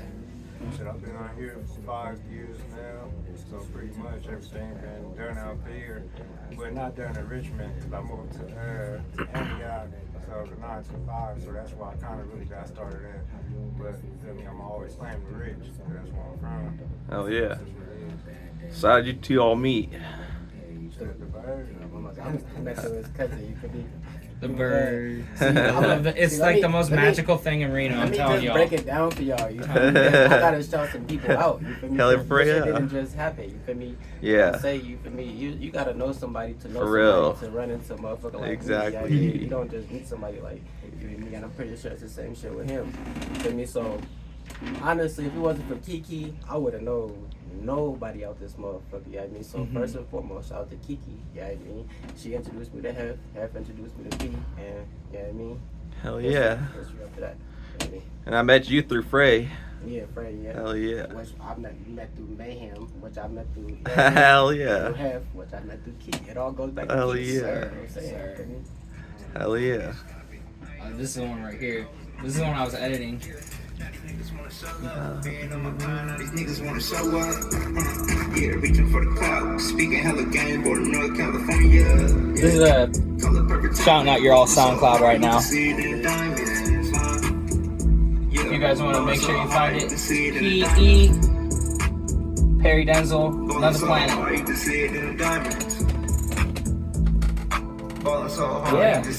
I fucking love this shit, dude. So, Hell yeah. What inspired y'all to make music? I ain't gonna lie, I have family members, you feel me, that made music, and just people around me that make music, you feel me? So first that they inspired me first, and then you know they get into the bigger artists like that, the new motherfuckers that really inspired me. But I give it to the motherfuckers that was making music in my hometown, you feel me, that inspired me, like my brothers and my cousins and shit like that. You feel me? So, Hell yeah. The shit that inspired me was, at first I wasn't even doing this shit, cause shit, I'm 31, so it's like, I don't know, back then niggas wasn't really like rapping like that. A lot of people was doing sports and all that shit like that. So me, I was sitting there doing like beatboxing type shit, and my friends, they were sitting there rapping, and my partner Dev, he told me to start rapping. Then from there I just started doing that shit from, I said like middle school to shit till now. Hell yeah. That fucking around. Yeah, I feel that way. I was one of the kids that started out with sports, then moved into music. I literally was put into every one of them. The only one I enjoyed really was basketball, really. Yeah, for me it was rugby. Rugby? Fuck Oh yeah. That's the only, I'll go That's play. fire. I can play right now. That's the only sport that I really got like a deep love for. But other than that, you feel me? I'll play basketball and shit like that, but Just for my free time, just for fun. Hell yeah. Oh yeah. Do you guys ever do like running and stuff? Running where? Just like 5Ks or anything like that? Hell no. He's like, my dad pushed me to do that shit. I don't even know how I did it, dude. I don't know how I did that. Shit, I might run to the car. You feel me?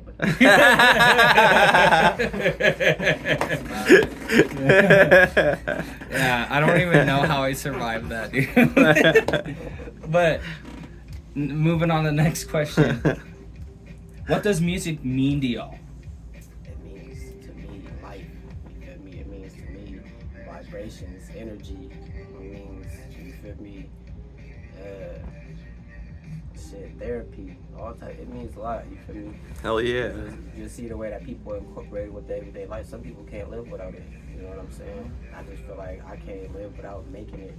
I'll just be somewhere stuck, fucking just playing this out in my head. Yeah. This is like really is just an energy force that just keeps us fucking healthy, dude. I love it. Yeah, for sure. You kind of piggyback off on. That's why I don't really like. I kind of give up, not give up, but like I kind of give myself a break. But at the end of the day, I just come back to it because it's just like you can't help it. Right. Some songs really be changing people's lives, bro. Like I've made songs people be like, "Thank you for making it, bro." Like on some real shit. That's like, crazy. It be people from like Russia and shit. Like Hell yeah, dude. I love the Russian community. You feel me? So it be shit like you don't even think that you doing something for a motherfucker. For me, way over there. Yeah, that shit's crazy.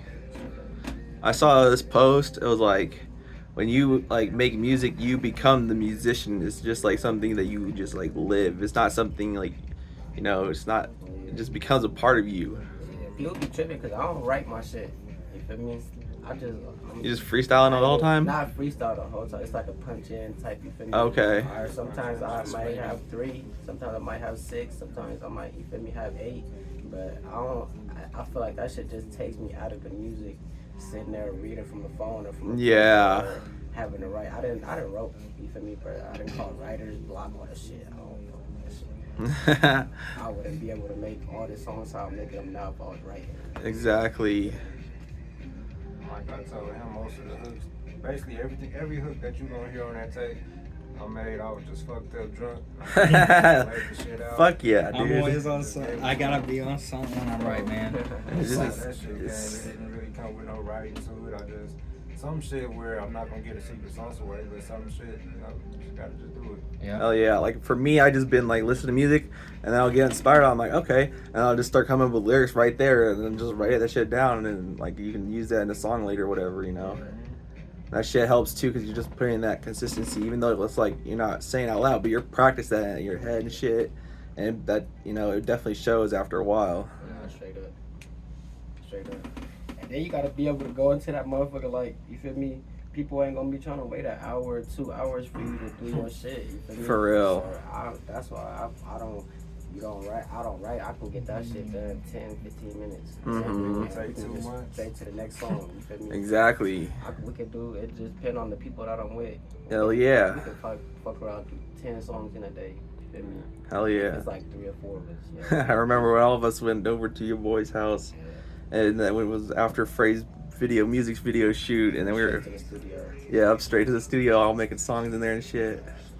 You was knocked out. I was not knocked out. I was fucked again. Did he call that? Did he do one of those things? He's like, whoa! Does he ever do that shit?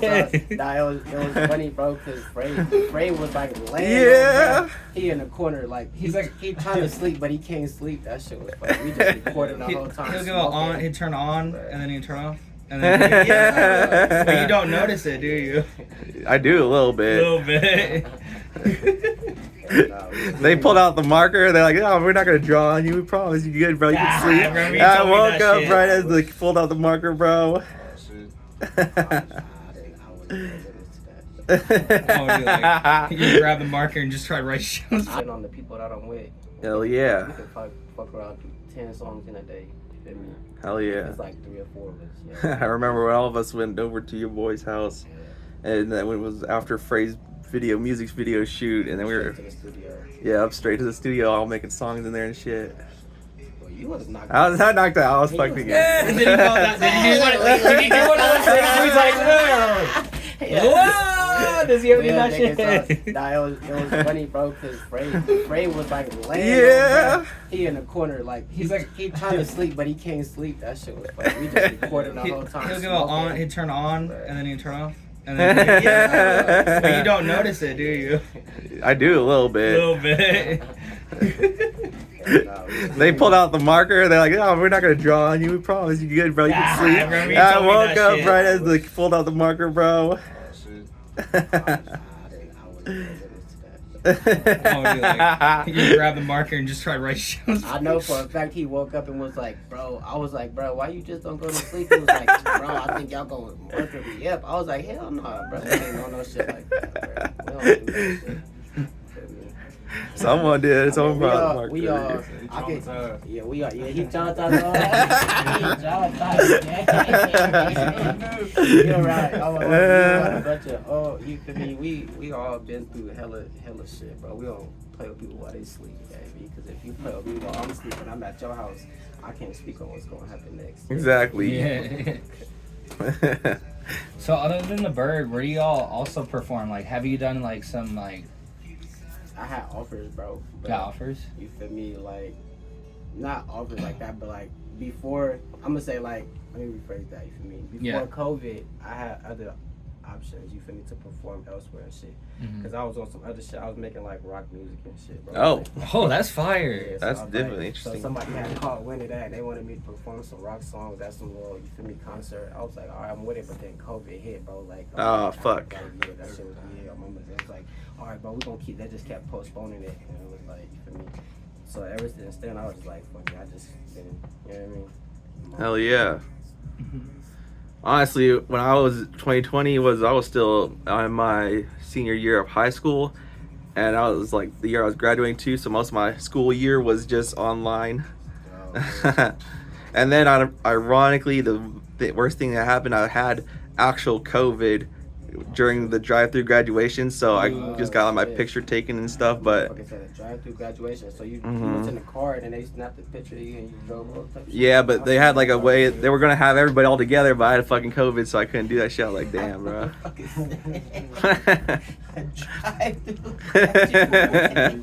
seen that shit before. The pandemic changed everything, bro. I didn't see that shit, bro. I didn't see that shit, bro. That's funny as hell, around the track and shit. Like they getting a burger or something, bro. Like, what, they cropping out the parents or what? Family be in the vehicle. Dad might be driving a truck or some shit. You got a sister and everybody in there. The side profile gotta be on point. Right.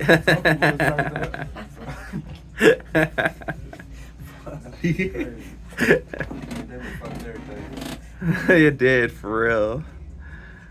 That's why it ain't no food to eat out here. There's no food. That's what bro said, bro. I was like, bro, I'm going to Jack in the Box. Bro said, you about to go eat that fake meat. I was like, what, bro? And it's so overpriced now. They said like a couple years ago when they said they had burgers for like 30 cents. They said that's when they introduced the shit. I wasn't paying attention, you feel me? Y'all heard about that shit? No. When they had burgers for like 30 cents? I remember when fucking McDonald's had like the $1.39 McChicken sandwiches and shit. Like way back at like 1900s, yeah. That's back in the day. Yeah. You Nah, gotta but I do be. remember some shit like that, bro. Like not probably like 4 years ago, bro. Probably like 4 or 5. For real? For like 4 years ago or some shit like that. They was doing that shit. It was like 30, 40 cents. A lot more cheaper. I remember that shit though, but I didn't know that.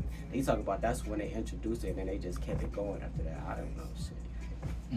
I don't know. I ain't turning to no mutant or nothing, so. Not that I know of. And it's crazy because like I thought Reno food was good for a while, and then I went out to Cali and tried this place where they made this amazing ceviche, bro, and I was like, it made Reno food taste like a 5 or 6 at best, like bland shit, don't got flavors, don't got life to it. It's like, bro, like, where's that? Yeah, California Mexican food, bro. You can't top it, bro. Mexican food, you got Bay Area food, and you got all over the top. I could take you to a motherfucking taco truck in Beachwood that is better than any motherfucking. Hell yeah. Mexican food y'all didn't probably had out, you know. All right, so I got one more question. How did y'all grow up and stuff? Like, how was life in like Merced and like where were you from again? From Richmond, California. Richmond? Oh, I had a friend who was in Richmond. Oh yeah. Mordecai was living there for a little bit. Oh. I actually know how Richmond is. It's pretty decent, but I almost got ran over by some dude once flying down the road. Shit. That was the only issue, I think. I got hit by an old lady in San Francisco. What? Whoa, damn. I was texting and walking, Dude, that's her fault. Why she hit you? She gotta see you. She gotta see you, dude. They draw like Grand Theft Auto. Grand Theft Auto, man. Yeah. That's why it's based there, bro. GTA 5. Nah, but I don't know, bro. I don't want to just be hella cliche, because you feel me? I mean, it's just, I mean, if you know how growing up in the hood in the 90s and shit like that was, it was pretty much that. You feel me? No dad, you feel me? Project, grew up in the projects, or you feel me? Whatever you want to call it back in there, you feel me? And gradually just moved out, you feel me? Shit, have cousins close, you feel me? Hell yeah. I just stay family tight knit. My family, you feel me? Anybody that I run into, I treat them like they family, you feel me? That's why I just don't be fucking with everybody. Yep. So, You gotta be selective with who you hang out with. Not everybody deserves your time and energy. Straight up. So yeah, growing up in Merced, it was, I don't know, bruh. It was dry as fuck. You feel me?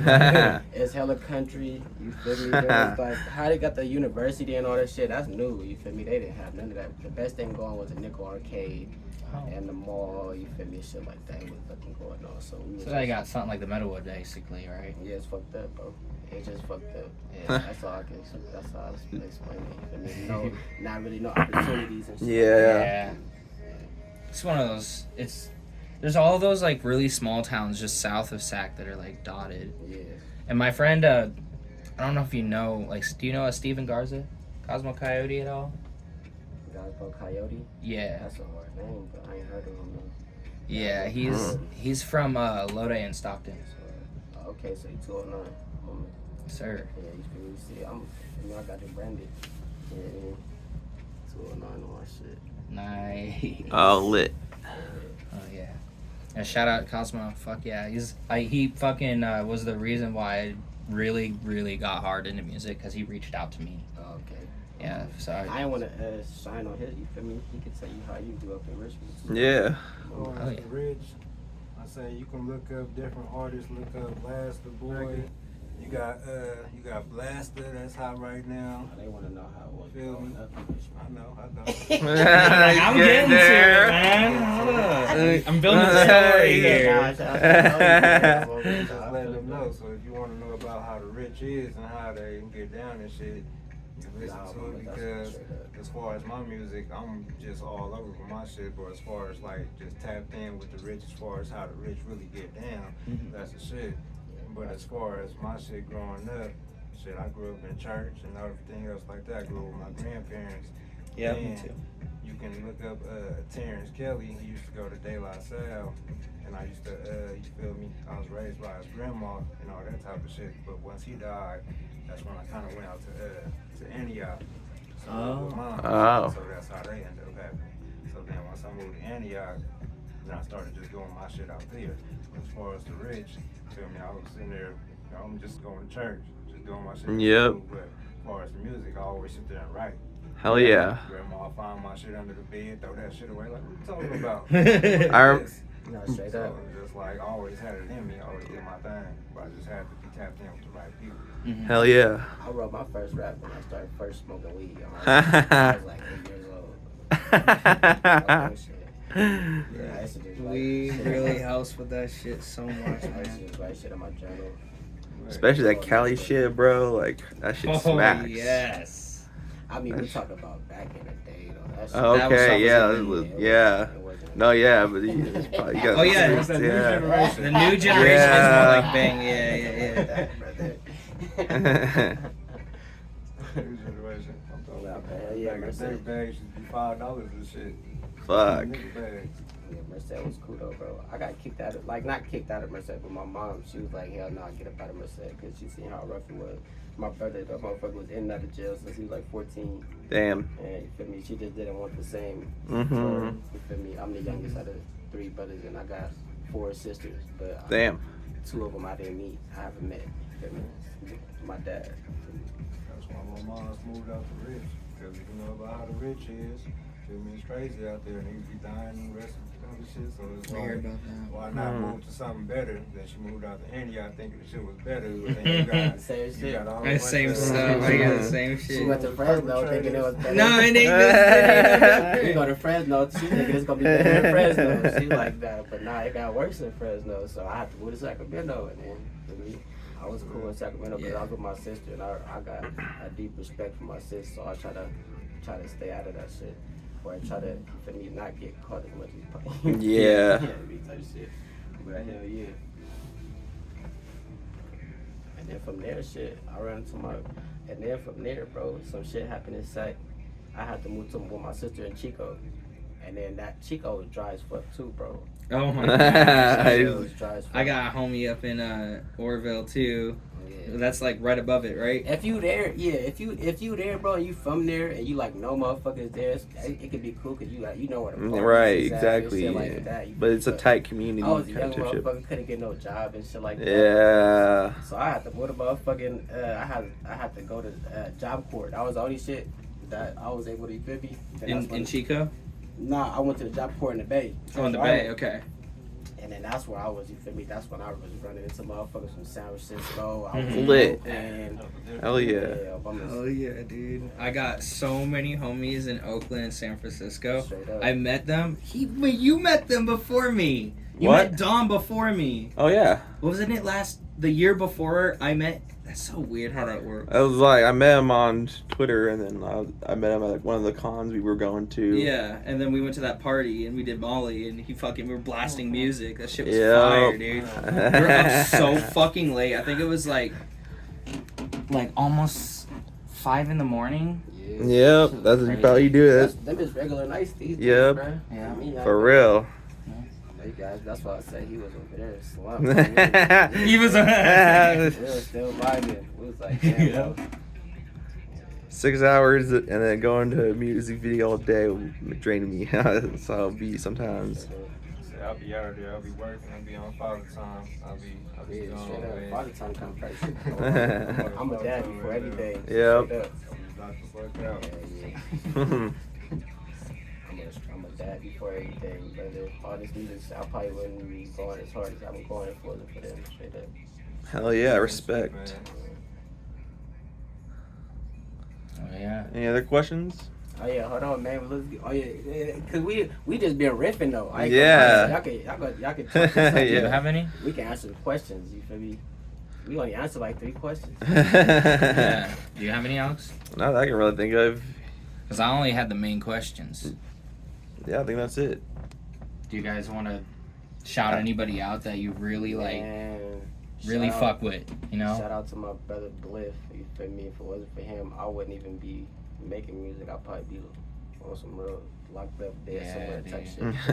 He the one that really told me to tap in to the music and really do the shit. Hell yeah. And he passed away on some freak accident. RP. We just found out. He told me literally like 5 minutes ago that my buddy, he's on YouTube, San Andreas for Life. He posted that Numa fucking music video. Remember that meme that blew up back in like 2009? If I seen it, probably yeah. He killed himself. Yeah. Yeah. RP. Rest in peace, dude. I got an uncle. Rest in peace. My uncle did that shit, bro. Fuck. For real? Peace, damn. They found him hanging in the garage, brother. Fuck. I'm saying. Damn. And just recently, RP. bro, my cousin, for me, her boyfriend, for me. So that's some. Yeah, I know about that shit, bro. Dude. Straight up, for me, that shit is serious, bro.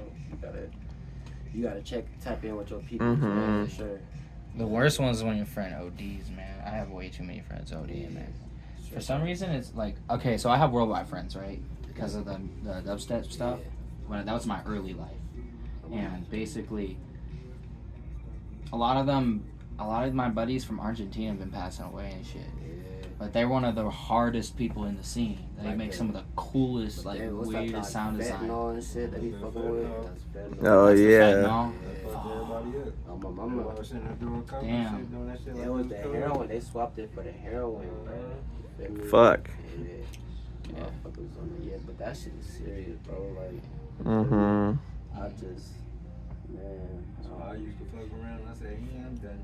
It's hard. Yeah, It's hard to tell. It's hard to tell a motherfucker like, bro, just put that shit down and stop doing it. Yeah, for real. And that can be more detrimental to their health. You feel me, than them actually still doing it. You feel me? Yeah.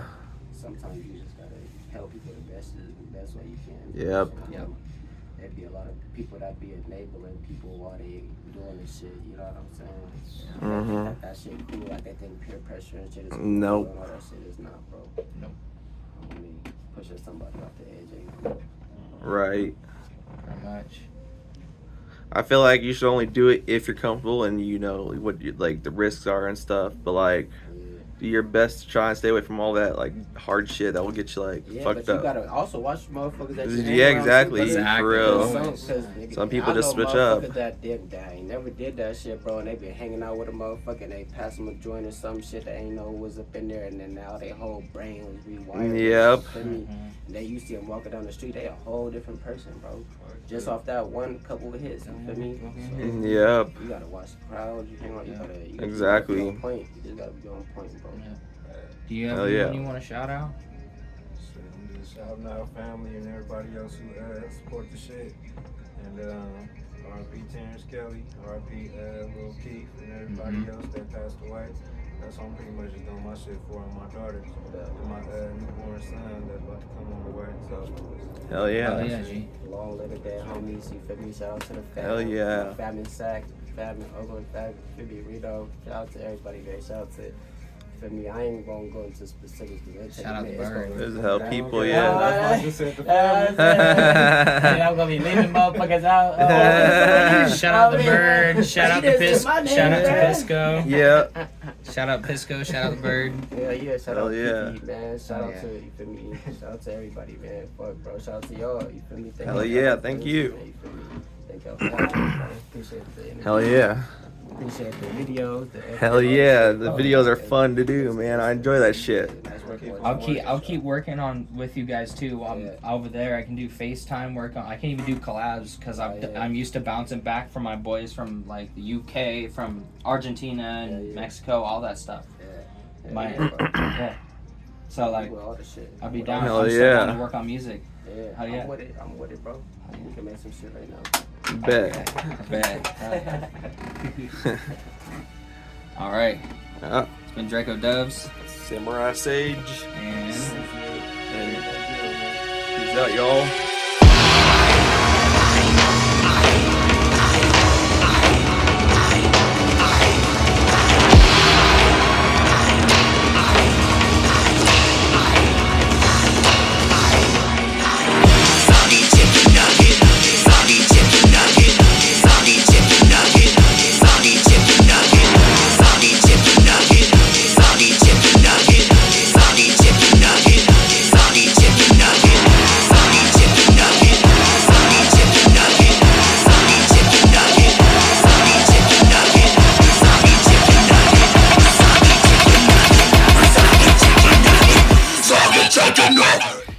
Yo, what's up? It's your boy DRACODUBZ here with the boy KRADON.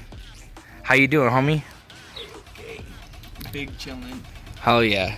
So I got a few questions for you today. I was gonna ask, what got you into music? What started getting you into music? One of my friends introduced me to dubstep in, I want to say, 4th grade. He introduced me to Skrillex, and from there it just like evolved, you know. But ever since I was young, I always really, you know, enjoyed music and always wanted to like be in my own band. Wanted to sing and fucking play the guitar, but I'm awful at all of those. So I, you know, got into dubstep, and then, you know, Dallas introduced me to you, and you taught me how.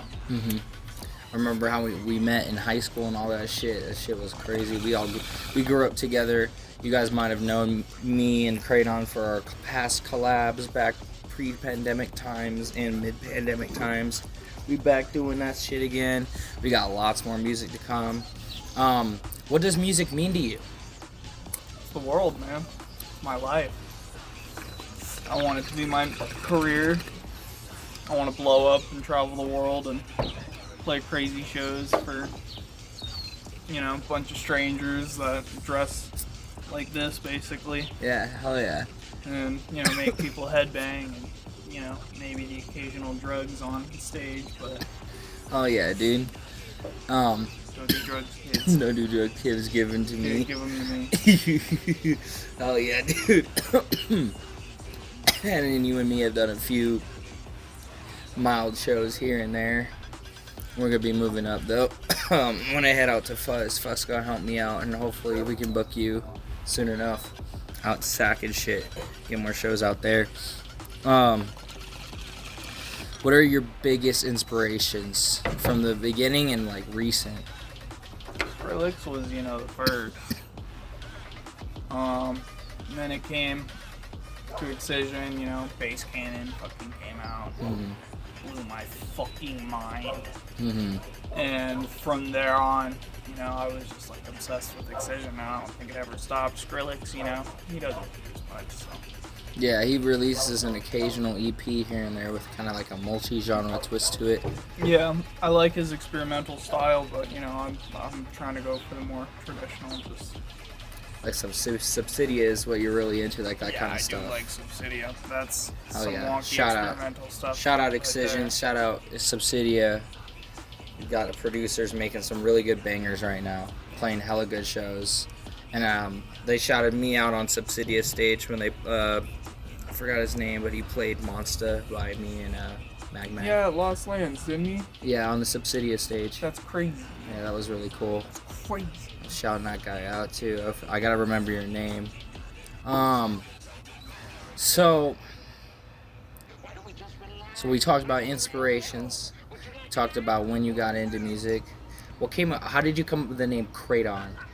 Honestly, I was sitting. You remember the studio? Yep. The downstairs room. I was I think this was before I even like became an artist. Or You were doing something. mixing at the time, right? I don't even remember, dude. But I was just sitting there, like, I think I was watching Dragon Ball Z, and it was like the episode of Bardock, and I don't know. I was just kind of like thinking of a name, and Bardock was playing, and somehow I like took the letters and added a couple.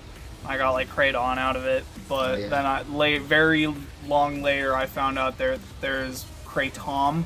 KRADON. And then Jesse KRADON. Yeah. Fucking all that jazz. Yeah. I was like, fuck. And I think you had a speaker that was KRADON too. KRADON speaker. It's a really very similar name, but KRADON isn't spelt like that.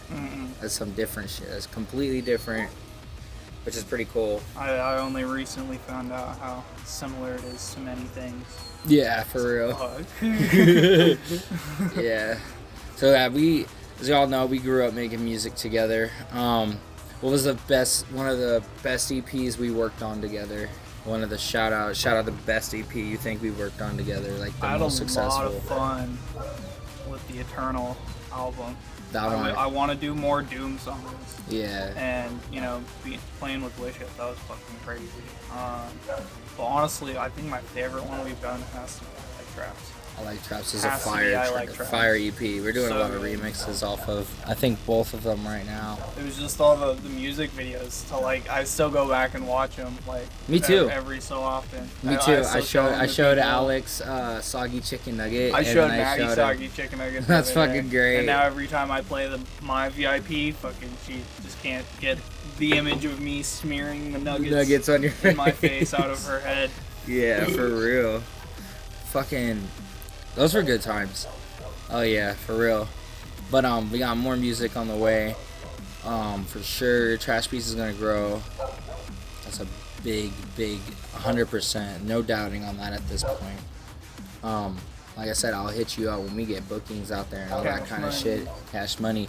What is something that you would want to like let the world know, like something important to you that you feel like advice to the world would, you know what I mean? Like peace and love, brother. Peace and love. There's no need to be mean at shows. Yeah, you know, for real. There's no need to be mean in the pit. There's no need to pick each other up. Yeah, you do pick each other up. There's no Don't need step to, on phones. Yeah, there's no need to be mean in the scene. Yeah. Just peace and love, brother. I don't want to go, like, you know, I want to be successful and make a living off of it, and you know, obviously make a bunch of money. But the main thing, like, want to make music. I want to spread it to the world. I don't like it if it affects one person and you know gets to them the way that like I hope it does. Then I'll be happy. Hell yeah. But, yeah. Definitely. And then one last question is like, when it comes to hip hop, how does that influence into your music and stuff? Like hip hop is really big. Suicide Boys is the shit. Yeah. Eminem is the shit. Yeah. Dr. Dre, NWA, all that jazz. Yeah. Real old school boom bap shit. For I don't. real. Yeah, I don't listen to much of the new hip hop stuff. I fucking love Lady Gaga though. I die for that woman. I don't know. I just try to. I try to just do whatever feels right. Yeah. And there's a lot of songs that I have that I just kind of forget about and delete. And, Yeah, there's those unedited projects. I try to send like projects that I'd be producing on to like people, be like, yo, you want to work with this? I can't think of anything. Yeah. I try to do that. Sometimes it just doesn't turn out, you know, like, because I tried to make that Beans VIP and it did not turn out, and we made ours. And Yeah. That turned out really well. Minecraft door sound is perfect for a bass sound. Yeah, that's my 2 cents. Oh yeah, so like how did you grow up in life and shit like that? You know, wealthy family, wealthy area. Didn't really struggle. I was always a little shithead though. You know, always getting in trouble at school, always getting in trouble at home.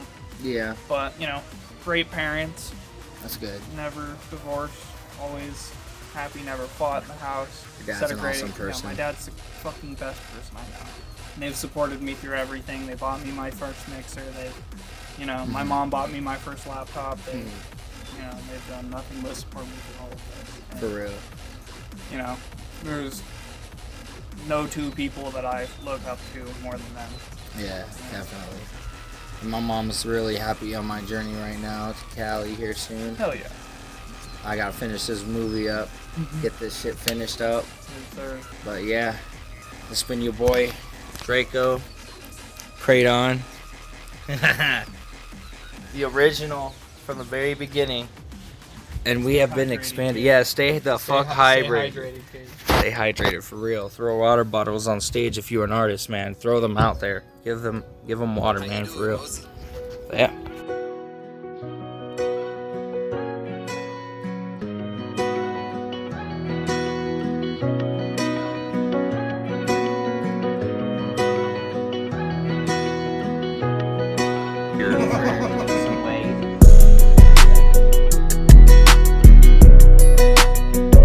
Don't let someone fucking tell you you can't be something or you can't do something.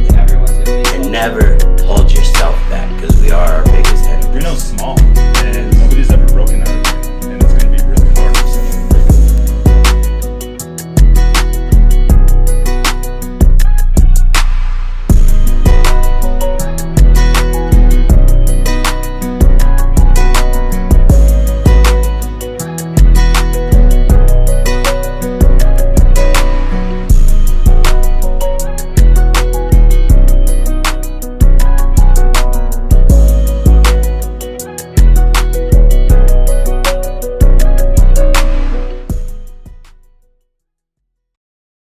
I think people can really become something if they really put their mind to it. Something greater than really they can really think of.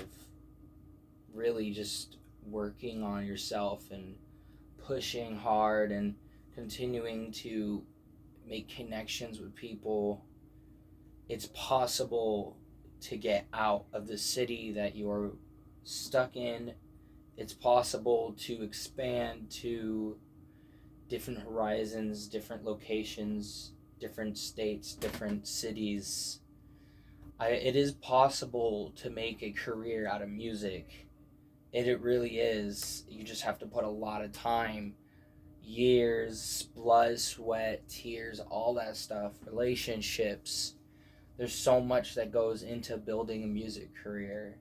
And one day, just one day, it will take off.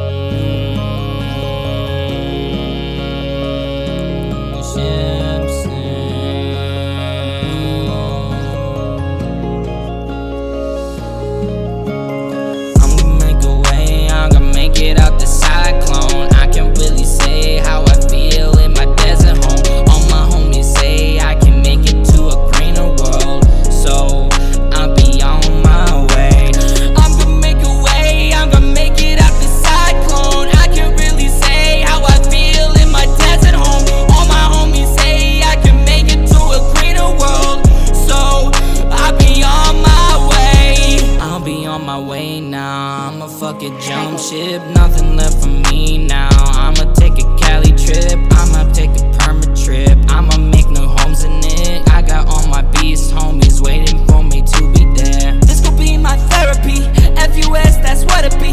I don't want no enemies, I just want good energy. If I gotta change shades, then that's what it's gonna be. I can't wait for the gray to fade away fully.